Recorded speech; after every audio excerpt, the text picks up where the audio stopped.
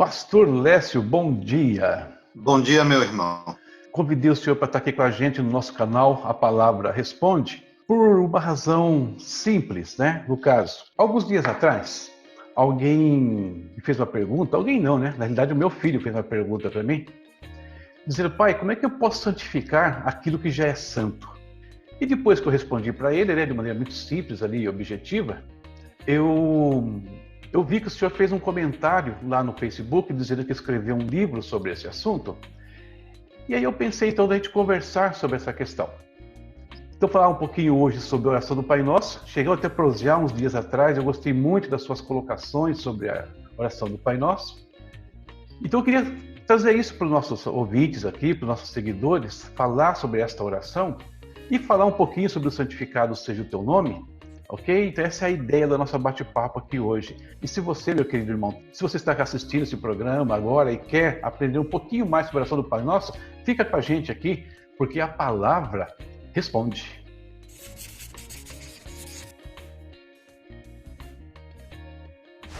Verdade. Muito bem. Pastor Lécio, eu gostaria que o senhor falasse com a gente um pouquinho algumas considerações sobre a oração do Pai Nosso. Nós vemos ela sendo usada nas igrejas de tantas formas, por tantos grupos religiosos, até, né, não só evangélicos e cristãos, até usam essa oração também. Como é que nós podemos entender essa oração? O que Jesus pretendia com ela? Perfeitamente. Bom dia a todos. É uma satisfação estar com os irmãos. E respondendo à questão, a oração do Pai Nosso é uma resposta de Jesus Cristo aos seus discípulos depois de algumas censuras que Jesus Cristo fez à forma corrente de oração. Então Jesus começa o assunto não com a oração do Pai Nosso, ele começa estabelecendo censuras em relação à forma de exibicionismo na prática da oração e da esmola. É uma crítica aos fariseus, no caso? Exatamente, os fariseus, escribas, que eram um padrão, eles eram uma referência, então seguramente eram imitados também pela população. Com certeza. Povo. Então, Jesus chama a atenção para o perigo do exibicionismo. Então, quando a intenção de qualquer atividade piedosa é o exibicionismo, Jesus disse: esses já conseguiram o seu galardão, o seu intento. Então não são pessoas que oram em busca do interesse de Deus. Em segundo lugar, ele chama a atenção para a questão da abscondicidade na oração, ou seja, a oração em secreto, que não é uma regra, é apenas uma forma de descrever a oração sem se importar com o meio, com o ambiente, com questões horizontais. Certo. Porque senão ele mesmo teria desrespeitado essa condição, porque ele orou publicamente. Sim, verdade, várias vezes. Ele tirou o pensamento mágico no procedimento da oração quando ele diz o seguinte: não é por muito falar que sereis ouvidos, portanto, a repetição ela não tem valor, ela não tem importância funcional, porque Deus ninguém convence.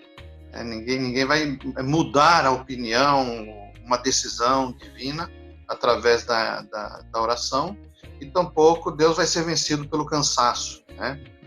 Então, assim, ele foi desmontando toda a estrutura de oração praticada naquele momento, que era uma oração feita por pessoas que buscam a Deus, tendo em vista a separação que há entre Deus e os homens. Então, assim, a religiosidade faz parte do nosso atributo, e a oração é talvez a mais primitiva de todas as manifestações dessa religiosidade.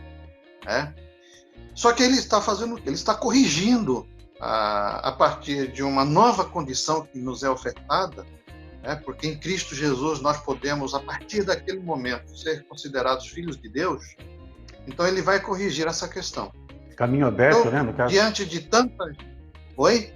O caminho estava aberto agora, era diferente. Sim, o processo. Agora o caminho estava aberto, em uma condição diferente na relação adorador-adorado, que já não era mais a de antigamente, agora é pai e filho. uma relação de paternidade. E então os discípulos, diante das censuras, né, das observações feitas por Jesus Cristo, bem seguramente ele seguia o padrão dos outros, dos demais. Eles perguntam, então, como é que devemos orar? Aí Jesus Cristo, com a oração do Pai Nosso, na verdade, ele oferece uma estrutura de princípios que reflete o interesse de quem ora bem, né? Que é o interesse de um filho, né?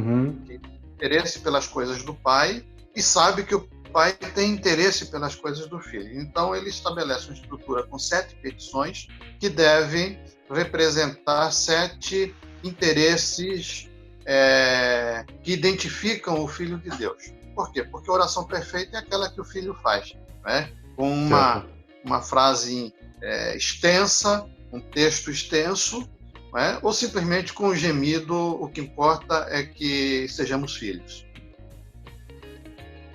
Entendi. Basicamente é isso.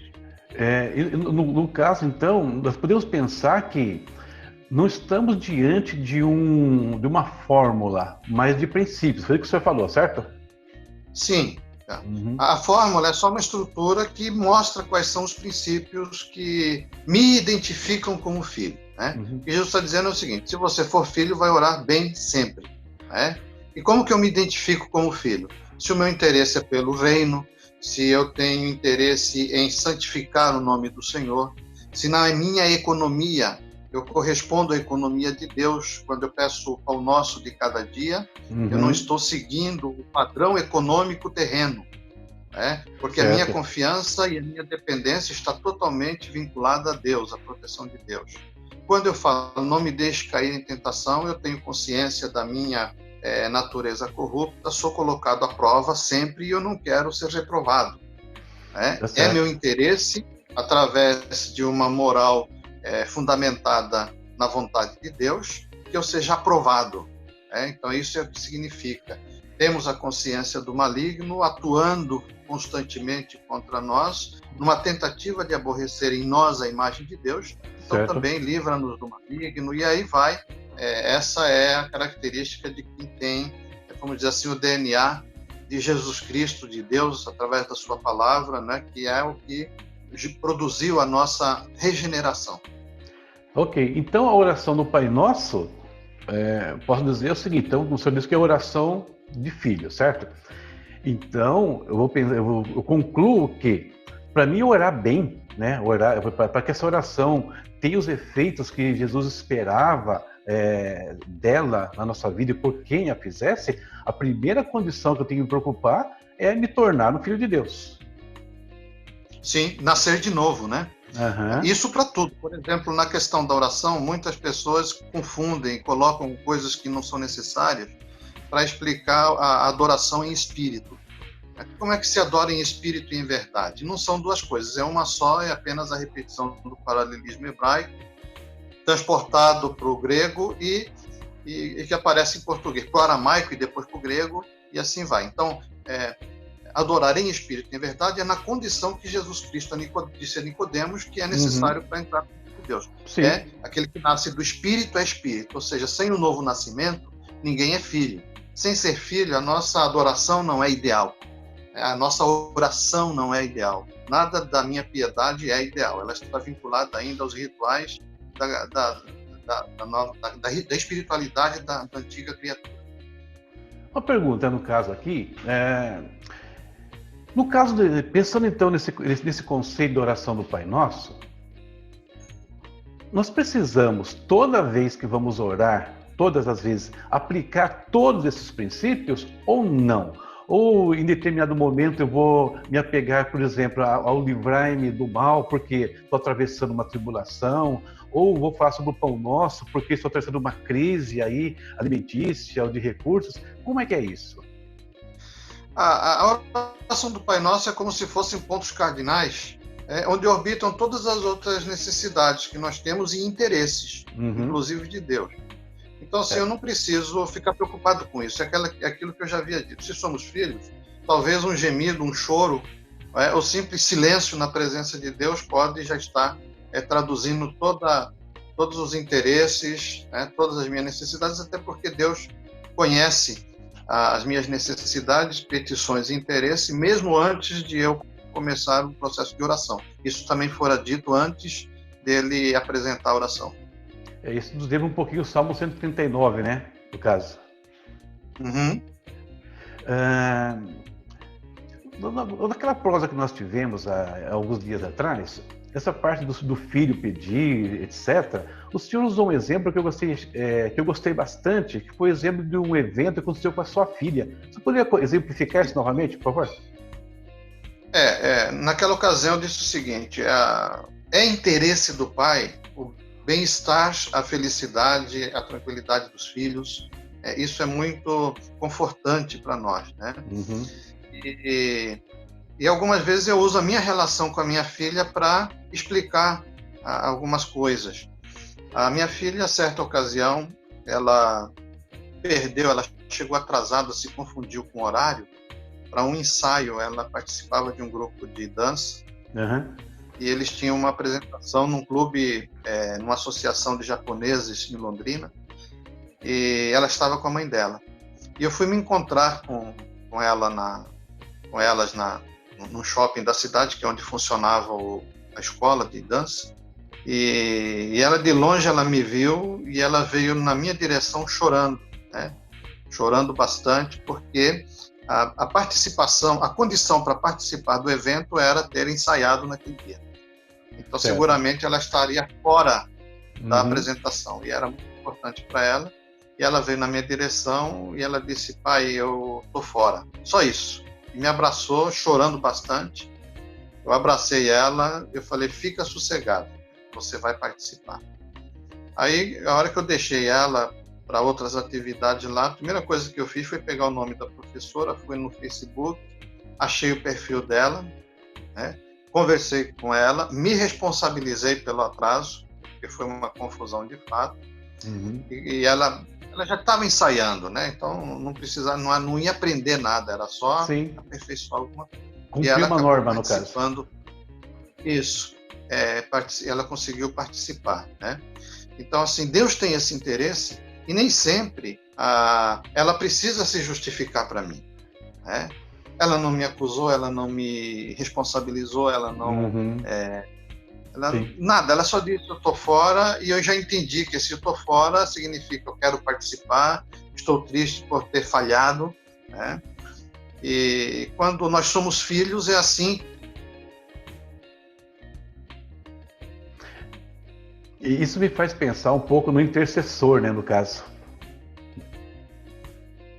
Eu acho que eu perdi o seu áudio, pastor. Perfeito. O finalzinho perdeu. Só o finalzinho. Então, eu disse que é assim que Deus trata a gente, né? Nós não precisamos de muito discurso para entender a ansiedade e as aspirações de nossos filhos. Né? O que a gente quer é que eles venham a nós, de fato. Né? Isso me faz pensar, esse exemplo que o senhor usa aqui, me faz pensar, inclusive, no papel do intercessor, né? No caso. O Jesus Cristo intercessor, aquele que está à destra do Pai, né, na questão. Que seria um assunto bem legal para a gente conversar também. Né? Também, correto. Agora, nessa oração, e eu disse que o que me motivou a nossa prosa aqui foi um dos pontos, né, dela, e que era o santificado seja o teu nome. Tá? Fala um pouquinho sobre esse aspecto da oração Fala um pouquinho desse aspecto da oração do Pai Nosso. Como é que a gente entende, como é que a gente pratica essa parte da oração? Muito bem. A gente pratica sendo justo e sendo santo, né? A petição é para que eu tenha essa condição, né?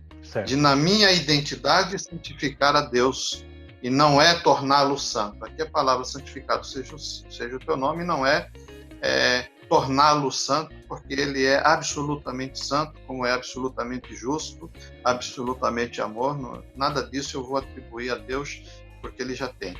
Essa é mais ou menos uma resposta aos 10 mandamentos, quando diz: honra teu pai e tua mãe. Ora, a oração começa dizendo Pai Nosso. Isso já indica que é uma relação pai-filho. Certo. Né? Então deve ser interesse do filho a honra do pai, né? Então a palavra santificação aqui ele pode ter alguns significados, como honrar ao pai, né? Como proclamar entre os homens o seu atributo de santidade. Certo. Né? Eu faço como? Na medida em que eu sou sal da terra, que eu sou luz do mundo, que eu sou astro no meio de uma geração corrompida e perversa, quando eu manifesto e os valores morais de Deus. Então, nesse aspecto, eu estou santificando a Deus. Agora, eu gosto sempre de dizer o seguinte, é uma honra para qualquer pai quando terceiros elogiam os filhos. Certo. Verdade. E, sobretudo, quando esse elogio remete à filiação. Ou seja, puxa, ele é inteligente como você. Ora, ele é perfeito como você. Né? E tem um momento que Jesus Cristo diz assim, é chegado a hora em que o Pai será glorificado no Filho. E isso era uma frase em que ele antecipava, já revelava aspectos da crucificação. E alguém pode perguntar, mas como é que pode, em todo aquele processo horrendo, né, do martírio, Deus ter sido glorificado? Então, o fato, às vezes, passa despercebido pela maior parte dos pregadores, é quando o centurião olha para Jesus Cristo, aponta para ele e diz, verdadeiramente, este era o Filho de Deus. Então, um gentio, representante da maior dominação da terra até hoje, sim, reconhece que Jesus é o Filho de Deus. Então, nós santificamos o nome de Deus quando a nossa relação de filhos com Ele é identificado pela nossa conduta, pela nossa obra, por aquilo que nós fazemos. Perfeito, né? Perfeito. Então, e às vezes nós olhamos algumas coisas, né? As pessoas até oram o Pai Nosso sem entender, né, a questão, sem entender a profundidade de alguns elementos que estão ali, e sem perceber que às vezes a questão não é a fala, é o comportamento, né? Ou seja, o santificado seja o teu nome não é fala. Sim. Né? É ação, é atitude nossa, né, no caso. Acho que de uma maneira possa fazer com que esse efeito aconteça. Exato. Acho que de uma maneira bem simples, nós podemos dizer que é o nosso testemunho, né? Como filho de Deus perante o mundo. É o nosso testemunho. Né? Perfeito. E a testemunha não tem protagonismo, né? Exatamente. Quando Jesus disse, olha, vocês serão minhas testemunhas, quer dizer o seguinte, nós vamos ser a evidência da realidade que é Deus, que é Cristo. Né? Mas o testemunha não tem protagonismo. Então, se eu sou elogiado, na verdade, quem é glorificado é o Pai. E a gente existe para essa finalidade. Tem um texto bíblico muito interessante. Timóteo, Paulo, em 2 Timóteo, capítulo 2, versículo 19 e 21, diz assim, aparte-se da injustiça todo aquele que professa o nome do Senhor. Ou seja, todo aquele que está ligado a Deus por identidade. Assim, pois, se alguém a si mesmo se purificar destes erros, será utensílio para honra, santificado e útil ao seu possuidor, estando preparado para toda boa obra. Então, a disposição de se afastar da injustiça, do mal, né, que é o processo de santificação. Né? Isso daí é um fator de glorificação e de honra para Deus. Jesus, ele condena o farisaísmo, a sua forma de orar, e ele diz o seguinte, citando Isaías 29:13, né? Isaías diz assim, porque o Senhor disse, pois que este povo se aproxima de mim, e com a sua boca e com seus lábios me honra. Então não é palavra só. Mas o seu coração se afasta para longe de mim, e o seu temor para comigo consiste só em mandamentos de homens em que foi instruído. Então, em Mateus 15, 8 e 9, a fala de Cristo se fundamenta nessa questão. Exatamente. Então, assim, ninguém pode honrar o nome de Deus de forma hipócrita, onde a teoria não tem correspondência no comportamento e na conduta. Perfeito, pastor. Acho que muito, muito bom essa questão para a gente pensar, né, a palavra, né, pensar não só o Pai Nosso, mas a palavra como um todo, né, de uma maneira mais objetiva, prática, né? Às vezes nós pensamos e vivemos muito subjetivamente. E o que Deus quer de nós é vida, né? Vida prática. O apóstolo Tiago diz, né, e ser de praticantes, né, no caso. Então, praticar. Sim. na palavra como um todo, na questão do Pai Nosso, praticar o Pai Nosso, né? Não simplesmente pronunciar, né, essa oração. Não. Isso assim. A pronúncia tem sua importância, tem o seu valor, mas não é magia, não é uma abracadabra. Né? Ela serve para nos lembrar da nossa posição, como aliança na mão não faz ninguém fiel ao seu cônjuge, mas é uma lembrança, é um sinal, né? É uma comunicação de uma condição que deve ser respeitada. É verdade. O senhor falou sobre testemunhas, eu fiquei com a imagem aqui de um julgamento, né? De um tribunal. No tribunal, a testemunha ela tem o papel dela ali, mas ela nunca é o protagonista, né? Aliás, o único protagonista ali daquela história é a pessoa que é objeto, né, daquele escrutínio. E ela está ali para corroborar ou contra ou a favor do processo, né, no caso. Exatamente, e pelo estabelecimento da verdade. Exato. Né? Ela é a prova visível de uma realidade. É verdade. Muito bom. Pastor, como é a primeira vez que eu estou fazendo essa entrevista assim, nessa modalidade, eu acabei esquecendo uma parte importantíssima. Eu esqueci de deixar um espaço para o senhor dizer para o nosso público aqui quem é o senhor, né? Eu conheço o pastor Lécio Conto, mas o povo não. Fala um pouquinho do senhor e me perdoe por essa falha, por favor. Eu não posso nem não perdoar, nem levar isso em consideração depois do que nós falamos aqui, do que é ser testemunha, né? Mas,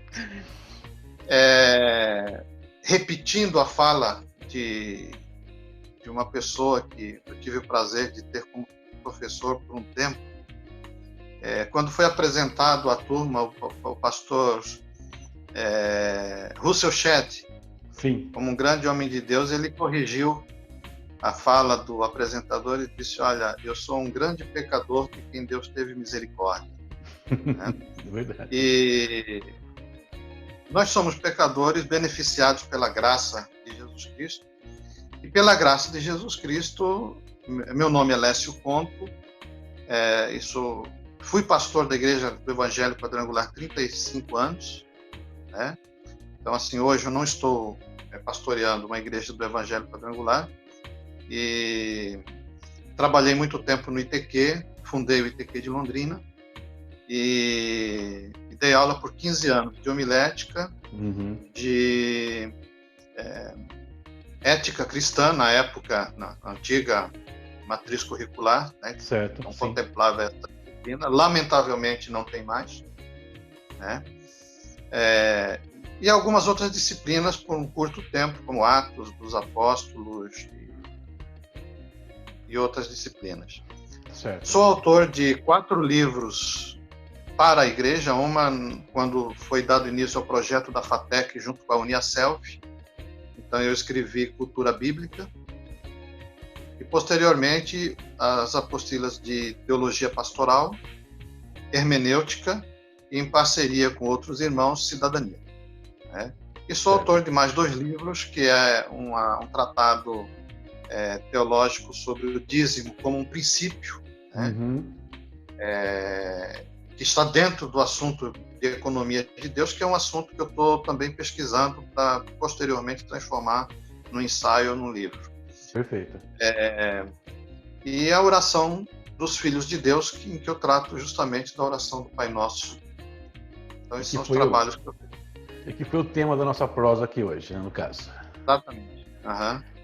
Bom, pessoal, aqui tivemos então com o pastor Lécio, né? Então tem essa prosa aqui sobre a questão da oração, mais especificamente sobre a oração do Pai Nosso.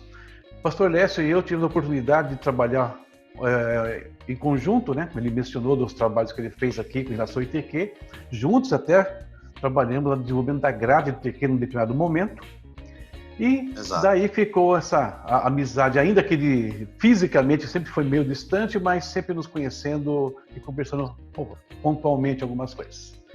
Pastor, foi um prazer enorme conversar com o senhor mais uma vez. Agradeço, agradeço o senhor ter aceito o nosso convite aqui.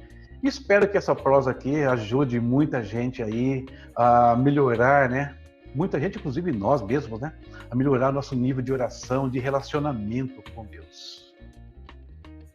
Perfeitamente. Eu também agradeço, né, o vosso convite, a distinção E é sempre uma alegria muito grande fazer aquilo que fomos chamados para fazer, compartilhar, comunicar o Evangelho de Jesus Cristo e fazer o que a comissão determina, ir de ensinar.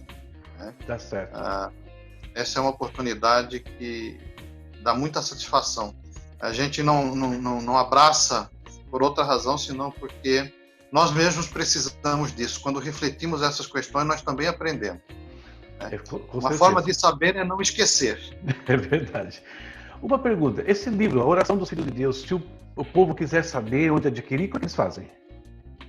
Eu tenho algumas unidades comigo, porque foi uma tiragem pequena em 2007, e assim, em livrarias eu acho que não tem mais. Às vezes em sebo virtual é possível encontrar, e eu tenho umas 30 unidades, se alguém tiver interesse, quiser entrar em contato comigo, né? De repente o Facebook é uma forma de entrar em contato comigo no Messenger e a gente conversar sobre essa possibilidade. Certo, no Facebook nós encontramos o senhor Lécio Conto, é isso? Lécio Conto. Perfeito. Exatamente. Então, se você quiser saber mais sobre oração, aprofundar seu conhecimento sobre a oração do Pai Nosso, fica aí a dica, então, o livro do pastor Lécio. Eu vou colocar aqui no rodapé do vídeo o endereço do Face dele, o nome do livro, e você pode procurar o pastor para adquirir um exemplar, ok? Opa, ali, ó. Ele está até mostrando aqui o livro, dá uma olhadinha aí, você já pode ver como é a capa desse material. Muito bom, legal, pastor. Maravilha. Então é isso. Amém. Hoje conversando então com o pastor Lécio Conto, pastor da cidade de Irati, Paraná. Ele não disse, mas eu me lembrei aqui que era... Tá certo, é isso mesmo, né? Está certo, é isso mesmo. Okay. Eu estou pastoreando a comunidade evangélica Curitiba, na cidade de Irati. Maravilha. Pastor, mais uma vez, muito obrigado pela sua presença aqui. Que Deus te abençoe, prospere sua vida, seu ministério, sua família e que o Senhor possa ainda trazer muitas outras participações conosco. Amém. Disponha e desejo mesmo para o pastor. Deus abençoe. Amém. Tchau, tchau. Tchau.